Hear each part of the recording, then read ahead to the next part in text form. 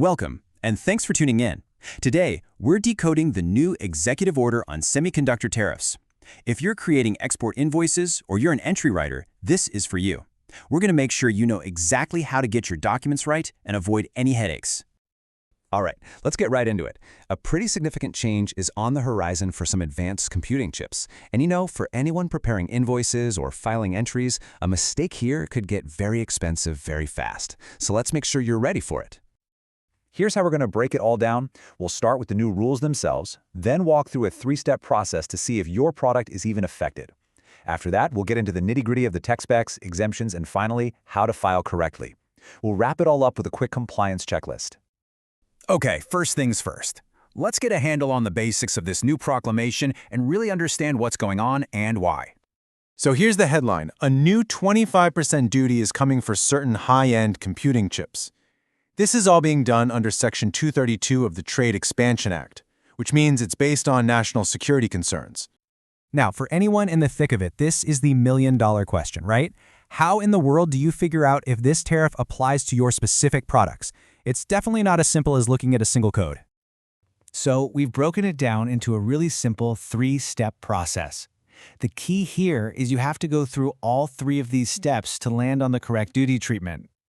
Step 1 is pretty straightforward. It's just an HTS-US check. This new rule only applies to goods that are classifiable under these three specific provisions. If your product isn't under one of these, you're good. You're not affected. But if it is, well then you've got to move on to step 2. So if your product's HTS-US code is on that list, the next step is absolutely critical. You have to check its performance specs, because not every single chip in those categories is actually being targeted here. And this is where it gets really interesting.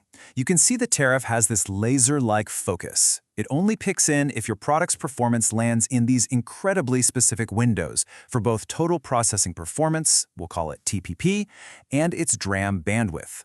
This is clearly designed to hit only the most advanced chips. So what is TTP? Well, it's a specific formula used to calculate a chip's raw computing power. Now don't worry, you don't need to be an electrical engineer to figure this out.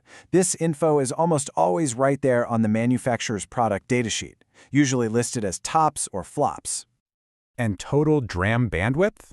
Well, it's pretty much what it sounds like. How fast can the chip talk to its memory? Just like TPI, this is a key performance metric you'll find in the tech docs for your product. Okay, this right here is a super important distinction for any filer. If your product is under one of those initial HTS-US codes, but it does not hit those technical specs, the tariff doesn't apply.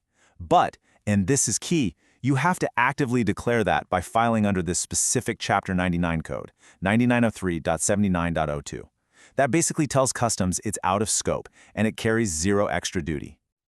All right, so let's say your product has the right HTS-US code and it meets those tech specs. You're not done yet. The final step is to look at the end use. And trust me, this can change everything. So this is your default position. If you've passed through step 1 and step 2, the right HTS-US and the right tech specs, then your product is considered in scope. The default HTS-US code you need to use is 9903.79.01, and that's the one that slaps on that 25% duty. But don't stop here.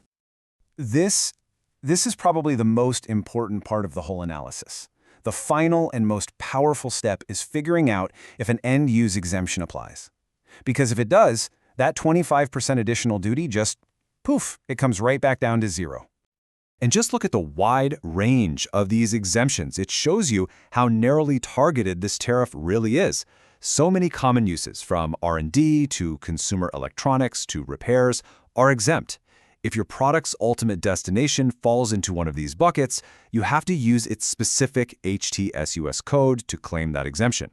So, you've gone through the whole three-step analysis. You figured out exactly which HTS-US code to use. Now for the final, crucial piece of the puzzle. How do you actually report it correctly on the entry summary so customs accepts it without a problem? Okay, this comes straight from the horse's mouth. U.S. Customs and Border Protection. And they're being crystal clear here. You cannot, under any circumstances, combine duties on a single line. And the sequence, the order you report your HTS-US numbers in, it matters a lot. So here's a look at the official guidance from CBP's own messaging service. This lays out the exact sequence you need to follow when you're reporting multiple Chapter 99 classifications, which is exactly what we're dealing with here. Let's just walk through this. You always start with the product's primary HTS-US code. After that, you'd list any other classifications you might have, like Section 301 duties. The very last code you report is the new semiconductor code, whether that's the one adding the 25% duty or the one claiming a zero-duty exemption. It has to come last. Okay, that was a ton of detail, I know. So let's boil this whole process down into a simple compliance checklist that you can use every single time. Here it is, your cheat sheet.